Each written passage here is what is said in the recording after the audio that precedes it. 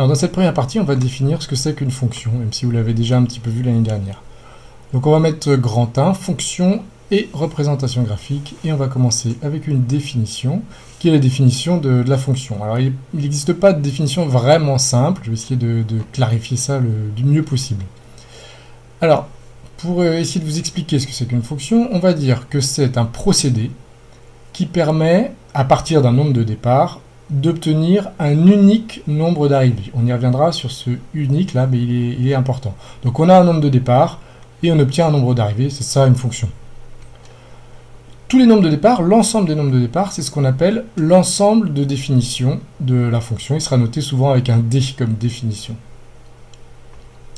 Alors si on prend x, en général le nombre de départ s'appelle x, pas toujours, mais souvent, soit x un nombre de départ et y le nombre d'arrivées correspondant. À ce moment-là, on dira que y, c'est l'image de x, ou que x, c'est un antécédent de y. Alors, il y a déjà une différence de formulation entre l'image et l'antécédent. On dit l'image, ça sous-entend qu'il n'y en a qu'une.